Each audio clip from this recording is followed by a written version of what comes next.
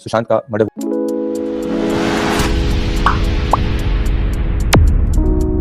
सुशांत सिंह राजपूत वाला मामला जो लगभग 2.5 सालों से चल रहा है, इस मामले में आज भी लोग इंतजार कर रहे हैं कि इस मामले का सच कब निकलेगा। पर इस पूरे मामले में जब ये मामला हुआ था तब हमारे देश के माननीय गृह मंत्री जी का एक बड़ा स्टेटमेंट निकल के आया था।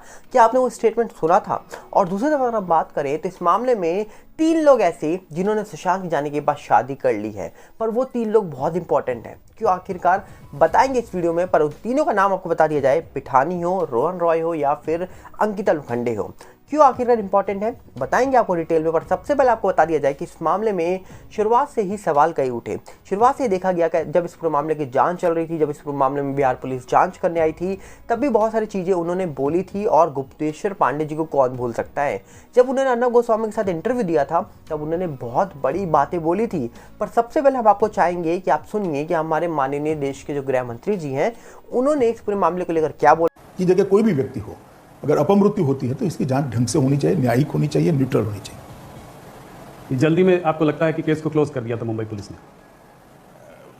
मैं कोई टिप्पणी करना नहीं चाहता क्योंकि सीबीआई जांच कर रही है और अभी कोर्ट के सामने मामला है। इस बात को सुनने के बाद आपको समझ आया होगा कि पहले तो आपने सुना कि किस तरीके से हमारे देश के माननीय गृह मंत्री जी ने इस पूरे मामले को लेकर क्या बोला था।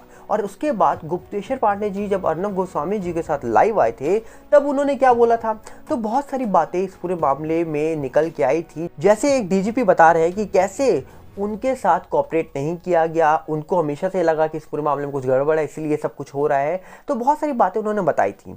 पर इस पूरे मामले में बहुत सारी चीज़ें और निकल के आई। जैसे कि हमने देखा कि शुरुआत में पिठानी को लेकर सवाल उठे। पिठानी वही शख्स है सुशांत सिंह राजपूत के घर पे रहता था, उनका स्टाफ मेंबर था। शुरुआत में परिवार ने कहा था कि हमारे साथ था। जैसे कि परिवार के जो लॉयर थे विकास सिंह जी, उन्होंने बताया था कि पहले तो परिवार का साथ दिया, जब एफआईआर हो गई सबके खिलाफ, इसका नाम उसमें नहीं था, तब ये पलट गया और इसने साथ दिया अपोजिट पार्टी का। पर वहीं पर पिठानी ने कहा जाता है कि शादी कर ली थी।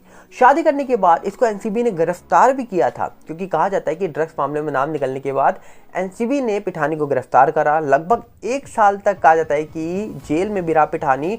और उसके बाद पिठानी को बेल मिल जाती है और उसके बाद कोई खबर निकल के नहीं आती पिठानी को लेकर। और ऐसी खबर निकल गई थी रिया चक्रवर्ती को भी लेकर। रिया चक्रवर्ती लगभग 1 महीने तक जेल में रही थी जब एनसीबी ने उनको गिरफ्तार किया और एनसीबी की चार्जशीट में उनका नाम आया।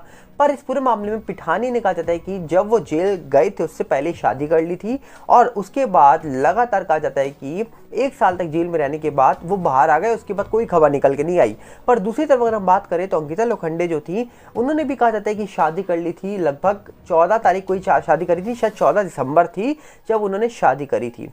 और अभी भी वो अपनी लाइफ में सेट है, क्योंकि कहा जाता है कि जब बिहार पुलिस मुंबई पहुंची थी जांच के लिए तब अंकिता लोखंडे ने अपनी कार दी थी जांच के लिए। तब अंकिता लोखंडे की कार यूज़ करी गई थी बिहार पुलिस के द्वारा एक जगह से दूसरी जगह जाने के लिए। पर वहीं पर जो रोहन रॉय है उन्होंने भी शादी कर ली है। रोहन रॉय बहुत इंपॉर्टेंट पर्सन बताए गए थे जब अर्नब गोस्वामी जी के शो में पहुंचे थे नीतीश राणे जी।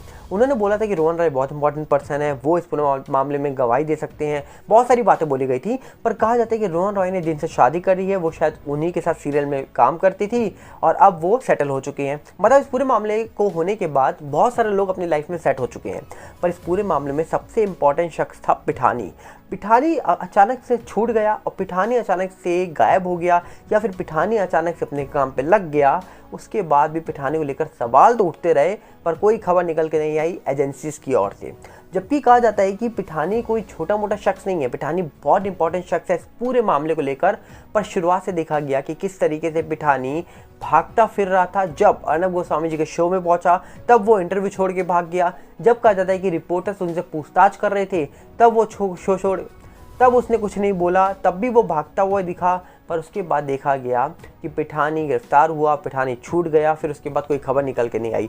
तो क्या इस पूरे मामले से ये सब लोग, जैसे अंकिता लोखंडे का तो कोई नाम ही नहीं था, वो तो पहले कहा जाता है कि 4 साल पहले उनका ब्रेकअप ही हो गया था सुशांत के साथ, उसके बाद उनका कोई कांटेक्ट ही नहीं था। तो इस पूरे मामले में जैसे पिठानी है, रिया है, क्या ये सब लोग अब इस पूरे मामले से बरी हो चुके हैं? क्या इस पूरे मामले से ये लोग आउट हो चुके हैं? अब कोई मतलब नहीं है इनको इस पूरे मामले से? कि ये बहुत बड़ी यहाँ पर बात निकल के आती है, क्योंकि जिस तरीके से इस मामले की जांच हुई थी उसके बाद लग रहा था कि बहुत सारी बातें निकल के आएंगी, बहुत सारे सवाल उठेंगे, पर ऐसा होता हुआ कुछ दिख नहीं रहा, क्योंकि इस पूरे मामले में एजेंसी जो जांच कर रही थी वो बिल्कुल शांत है, वो बिल्कुल चुप है, क्योंकि उन्होंने इस पूरे मामले को लेकर कोई बड़ी बात बोली ही नहीं है अभी तक फिलहाल। तो अब देखने वाला विषय कि इस पूरे मामले में कब कोई बड़ी खबर निकलेगी, क्योंकि स्टाफ मेंबर्स जो सवाल उठ रहे थे, जिनके ऊपर जिनके स्टेटमेंट पे सवाल उठ रहे थे, जिन्होंने ये दावा करा था कि नारियल पानी पिया, केला खाया या फिर और दूसरा कोई जूस पिया, वो सबके बयान अलग अलग निकल के आ रहे थे, बयान पलट रहे थे। किसी ने कुछ और दावा करा, किसी ने कुछ और दावा करा, पर आज के टाइम पर किसी के ऊपर सवाल नहीं उठते, कोई स्टाफ मेंबर के ऊपर सवाल नहीं उठा, सब फ्री हो गए इस पूरे मामले से, ऐसा प्रतीत होता है। तो आपको क्या लगता है? आप अपनी राय कमेंट बॉक्स में रख सकते हैं, हम चाहेंगे अपनी राय कमेंट बॉक्स में रखिए। हम मिलेंगे बहुत जल्दी, और साथ में हम चाहेंगे कि आप हमारे फेसबुक और टेलीग्राम चैनल के साथ जुड़े रहिए, जिसका लिंक डिस्क्रिप्शन में है। मिलते हैं बहुत जल्दी। नमस्कार, जय हिंद।